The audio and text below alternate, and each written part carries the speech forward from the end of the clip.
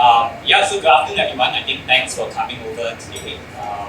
I think we have a pretty intimate crowd, but I think today in the afternoon video with these panels, we just going to cover a wide range of discussions, very focused on crypto AI.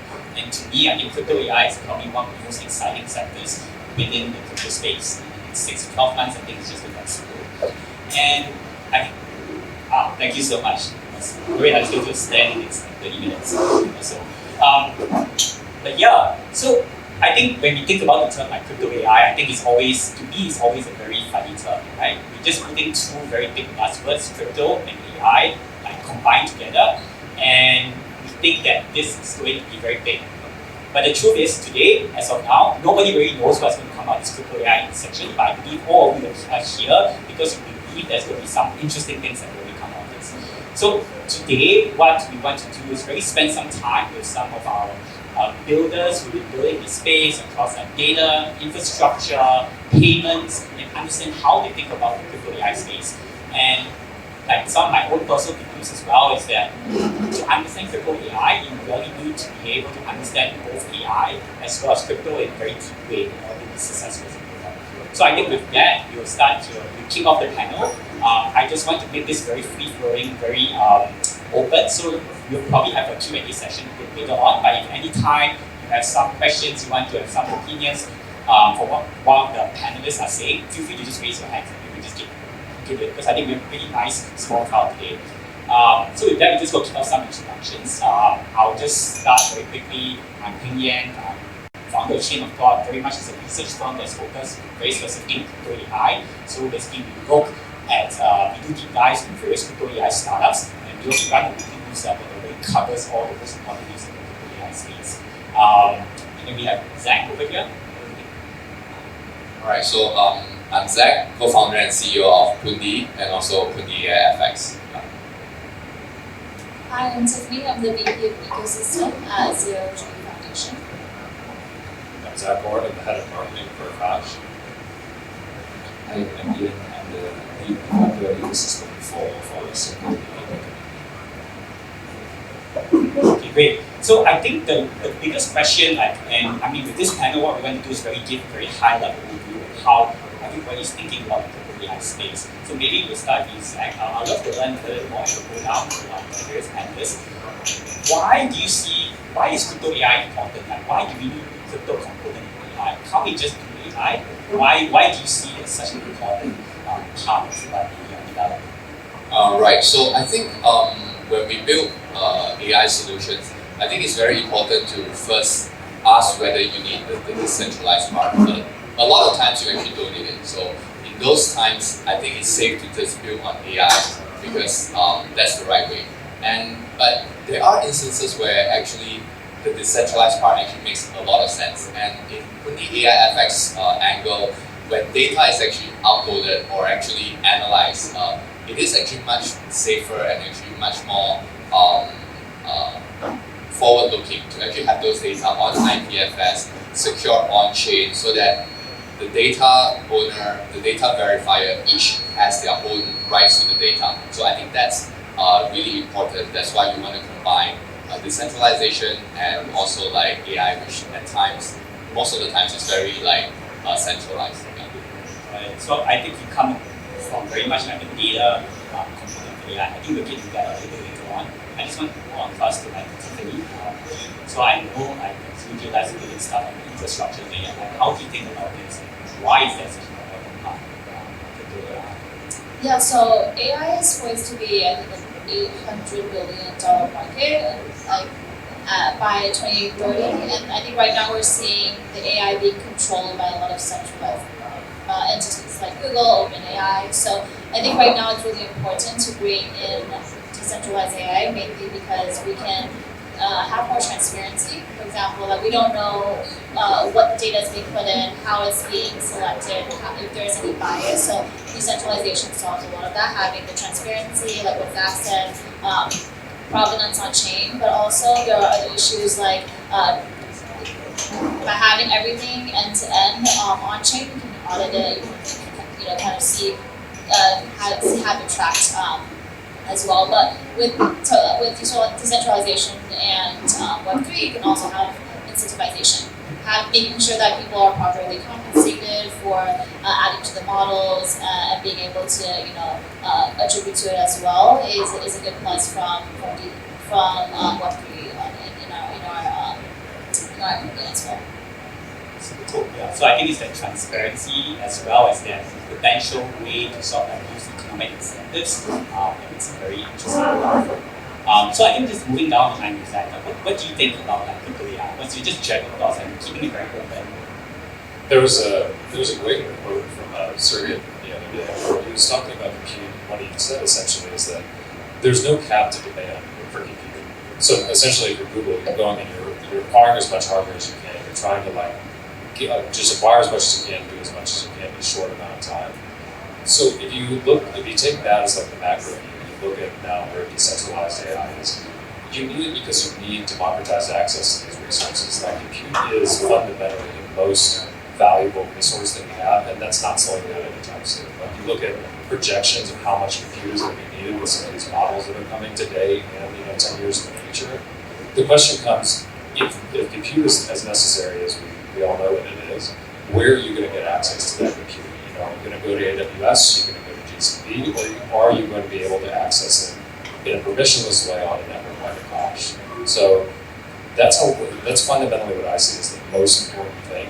There's lots of great use cases for crypto and AI, but below all of it is compute. So if you're a startup, if you're a researcher, if you're a developer, are you able to get the compute you need to do what you need to do with your AI training and fine-tuning at a price that you can actually afford? And fundamentally, that's just not the case outside of decentralized tech. So that's my take. How do you think about AI? How do you use it at Circle? How do you think about the bigger ecosystem around it? What's your view? So I think Circle will be one of the first new terms that we brought about internally was how do we integrate AI into our flow. So it's great. I think the larger picture between blockchain and AI, I do think it's a bilateral relationship. We both need to in each other, right? So on one end, on the blockchain side, I'm just mentioning the interview with AI. Where we keep talking about the next billion users in blockchain, where are we going to get the next billion users? There are some project, I think you have builders here who might even be struggling getting the first 100 users, right? PMF is a real pain in blockchain. So ultimately what I think is that if you can use AI and agents to replace the demand or to subset the demand of, say, the use of blockchain. So say for every one of us in the future probably will have more than one agent. Handle different parts of our lives, right? So it could be a social aspect, work aspect, game aspect, and maybe one person might have 5 agents for themselves, right? Looking at different functions. Every agent would then need to communicate with each other, to be able to with each other. And every person, for example, instead of onboarding 1 billion users, you now have to onboard 20 million users with 5 agents that you put in the blockchain. So how blockchain benefits from AI is that you now have this new pool of users, quote unquote users, that you can then benefit the agents, right? And why the agents need blockchain, to me, in my opinion, is that humans, we have this social construct in society, right? We have this, why do we have queue poles and immigration lanes where there's a direct path ahead, but I have to go around the queue poles and do that nonsense, right? We have this pact that we're going to follow the rules, but agents might not, AI might not have that. So how do they interact with each other? They have to have this fundamental trust layer. And that's what blockchain is, right? And digitally, they can actually trust each other at scale. And I think that's why AI would then require blockchain. So I think it's a fundamental relationship. Okay, and I think you brought up a very interesting topic, which is very around AI agents. And I think that's going to be a very interesting space. It's very new. It's one of the technology connectors that I think we actually haven't seen happen yet until the last couple of years with these LLMs. So I think going back to Dylan, what you said, do you think USDC is going to be the currency that these AI agents are going to be used in the future? And feel free if anybody has any opinions, yes. If something else going to be used. What about the non-politically correct answer? What would you think? Yes, I would say yes. So for the record, yes. But ultimately, I think just take the price in general, right? So say, as humans, we don't, where do you store your funds? Where do you store your rainy day? Where do you want to use money? But you don't actually store it in equities or forex. But whatever is very volatile, you want to store it in a stable form where it's easily liquid, it's easily liquid, accessible, and you can use it on a daily basis. So for agents, if they have to have this form of digital currency that they can then use to transact each other. Right? It could be a digitized version of compute network resources, but then you still have to have that base layer of value that everybody agrees on. At this point, at this moment, stablecoins and USDC are probably the way to go at this point of time and next foreseeable future until we have this new form of currency that denotes and digitized resources and the currency that we all agree on. Right? I think stablecoins will be it. Does anyone have any other thoughts? I think what Ian said is also like, because with agents, right, I think the first foray of agents will be financial services. So how can AI trade against humans, which definitely will be way faster. And I think that is also something that Web3 is like very capable of. And I recently spoke to a DEX, a leading DEX on a leading layer one.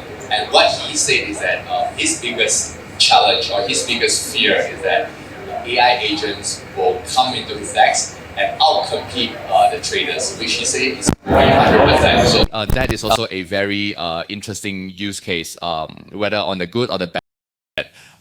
Agents using AI will be very competitive in the Web3 space. So I think it's coming into Web3 whether we like it or not. That's cool. Like, I mean, AI agents is actually very interesting because I've also been talking with a lot of people about what the use cases of AI agents are, particularly like on-chain AI agents. And I think like what Zach said, it seems like the financial use cases are probably going to be the first ones, like some kind of like yield generator using AI, some kind of like a DeFi protocol or on-chain hedge fund that uses like AI agents to pass off the on-chain data to actually create this. But because this is such a big space, I mean, I would definitely love to learn, like, do you all have any other, like Cash or ZeroG Labs, do you all use AI agents? Are you all thinking about AI agents in any, like, the infrastructure that you're providing? Do you see these providers or people building AI agents using your infrastructure on board? I mean, I would love to hear like any views that you might have on this. I think there's a lot of people focused on AI agents right now and figuring out like what are the first use cases going to be. I've heard financialization, financial aspects often. But fundamentally, if you're running an agent, you need to run it somewhere, right? You need the compute to power those agents. The interesting thing in my mind is if you have a permissionless marketplace like Akash, essentially you can deploy on Akash without permission. Everything is, you don't need a password or anything. You just need a wallet. The question becomes, if you have an agent, can it access the compute it needs autonomously? Essentially, can it self-replicate? Can it provision its own resources? And then do you see a world where essentially you have agents permissionlessly accessing compute, scaling up and down as they need to? And that's only possible with decentralized permissionless networks. So that's my high-level take on agents. I think we're just a little bit early, but it's definitely coming. And at ZeroG, I think a big problem that we're still trying to solve as Web3 is enough storage or DA to even power Web3 projects right now. So I think to compare right now, it's probably like 10 megabits per second. I think in order for AI to be on chain, that's like around 50 gigabytes per second for it to actually run these models and have these things on chain. So at ZeroG, we're solving that fundamental first principles problem right now, which is making sure that the storage, the DA is fast enough for that to happen. But when that does happen, there's a lot of cases like financial use cases, or even a lot of gaming projects are looking into AI agents for world building, DeFi trading. All of these things need DA and throughput and storage. So we're kind of trying to solve that problem first before that could be even possible.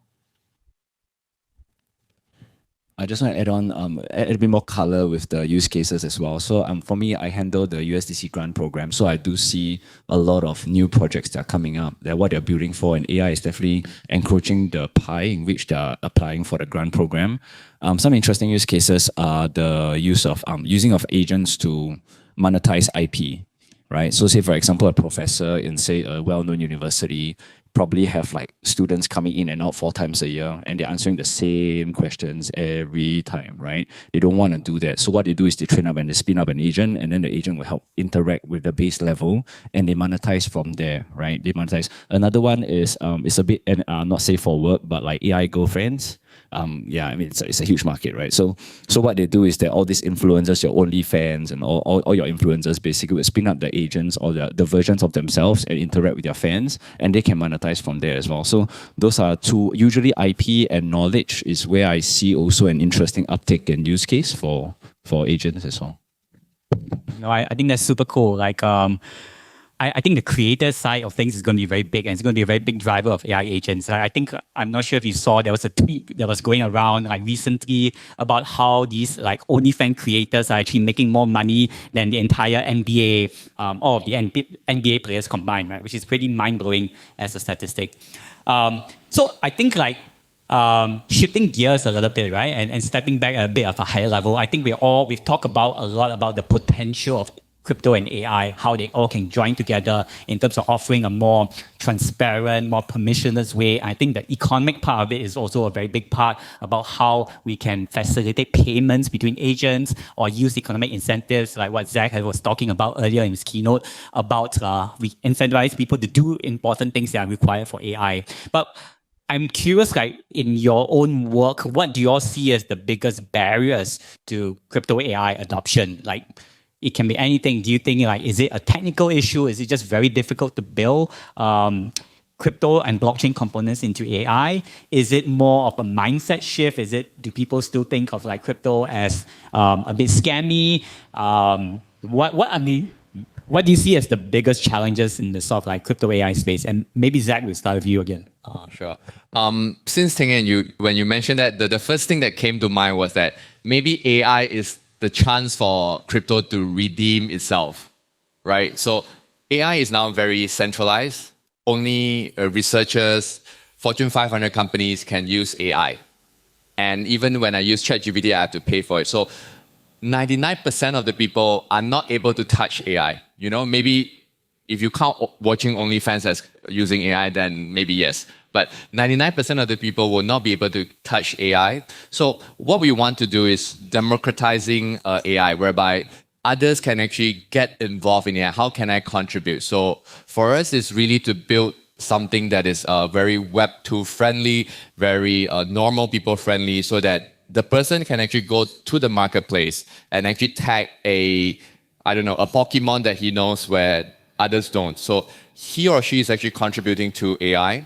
And at the same time, he's being paid out in, say, USDC. So that's a way for people to, hey, I'm actually getting crypto in a legitimate and also positive way. So perhaps AI will be something that Web3 companies can embrace, and also for Web3 to be much more mainstream, which is something that Pundi has been really trying hard to achieve. So I think democratizing and also redeeming itself, that's the chance. Yeah, I feel. Yeah. Just to add on that, like, what would you say was the biggest challenge you had in getting to there? Like, was it difficult to get people to understand how AI works? Just wanted to hear like your own experience in terms of the barriers of adoption of like crypto AI.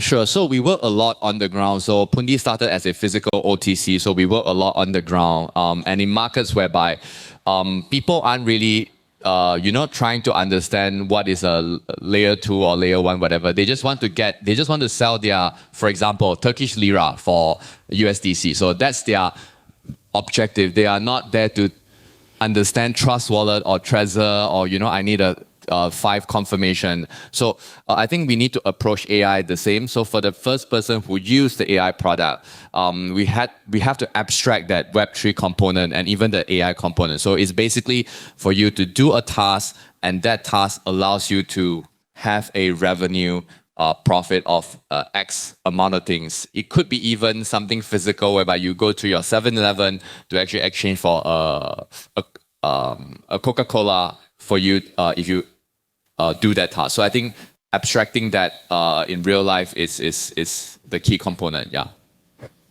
And Tiffany, what do you think about this? What are some challenges you think like crypto AI has, or you've personally encountered like at Zero G Labs?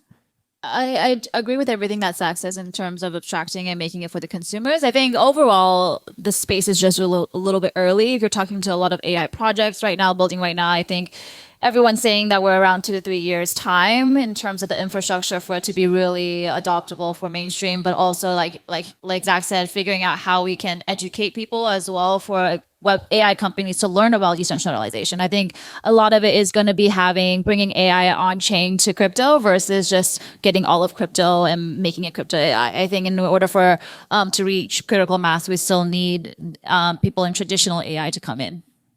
So it's really about bringing in more people from the more traditional space to understand about crypto and how it can actually benefit their products. So that's interesting. So I think going to Zach, like I think Akash has been around for quite a while. We've been building for quite a number of years already. So I think you've accumulated quite a bit of experience, like in the crypto AI space. Like, what do you think are the challenges ahead, and what are the main problems you see facing the industry?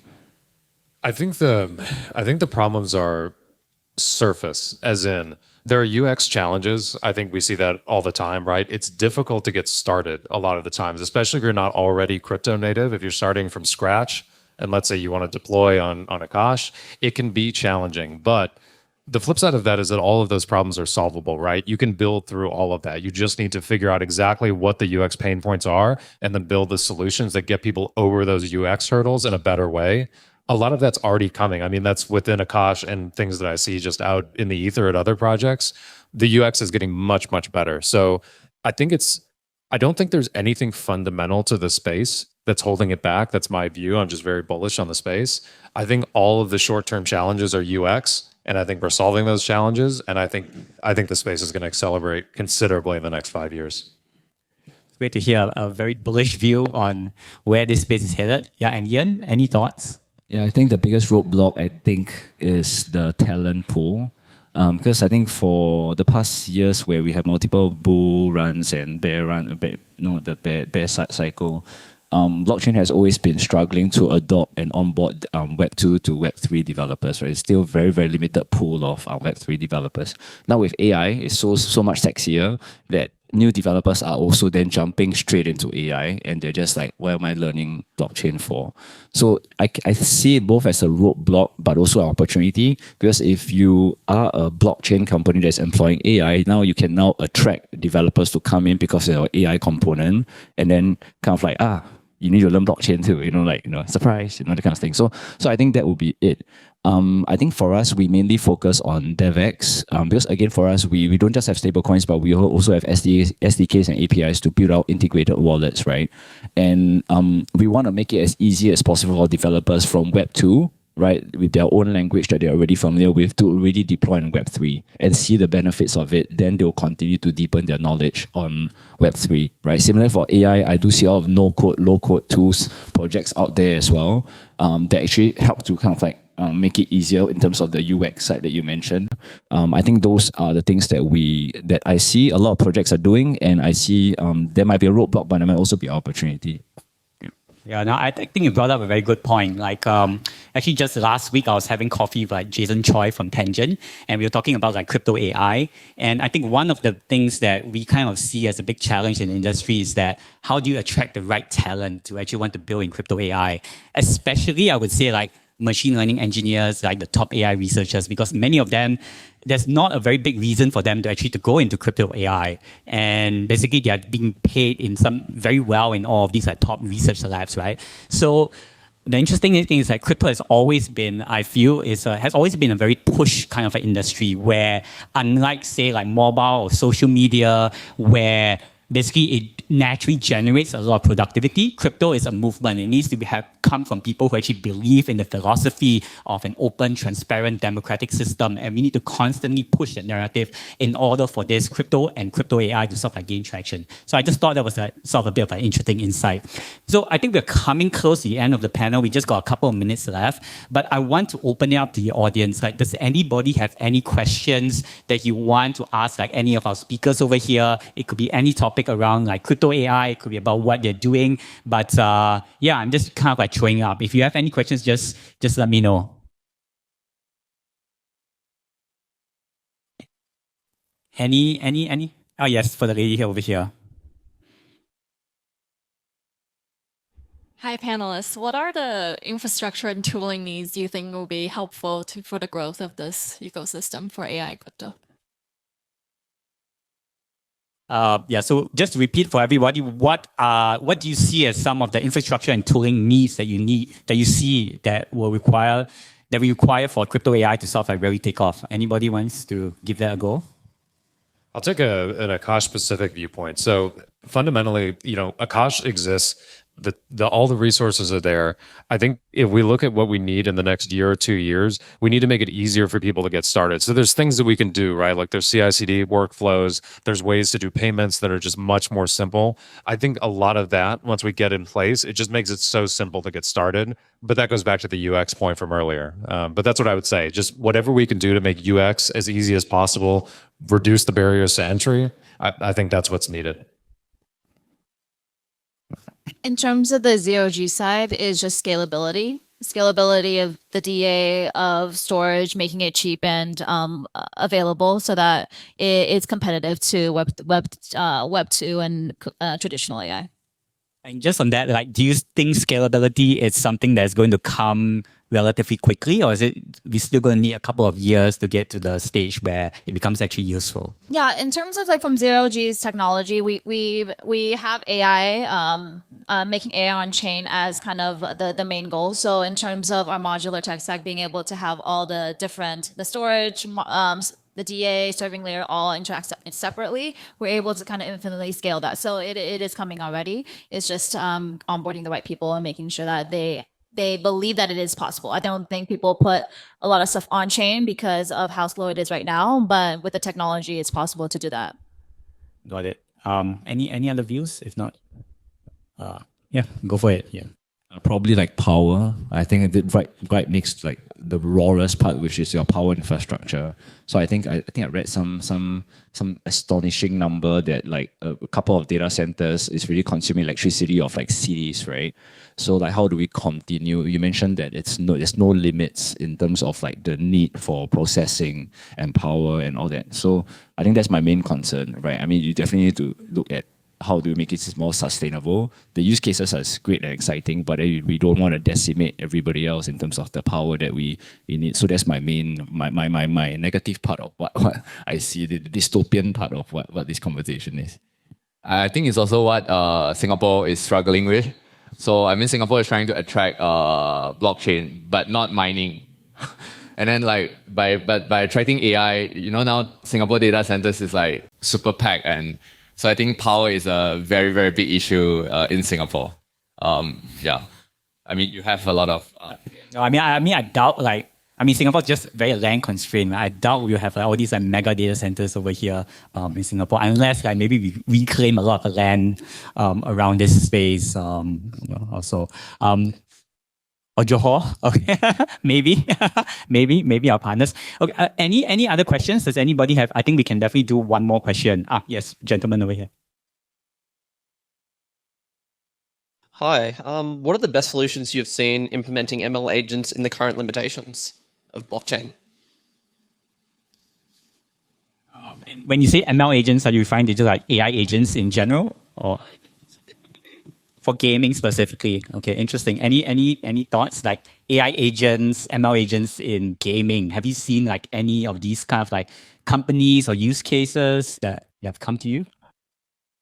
Yeah, I think right now they're using mainly AI agents for like I said, world buildings, like NPCs, and making sure that can all be built seamlessly. Because right now a lot of it's very manual, or they have to program it. With AI agents, they can, they have millions of different storylines that they can create. So I think they're creating that right now. It's whether or not it's going to be put on chain.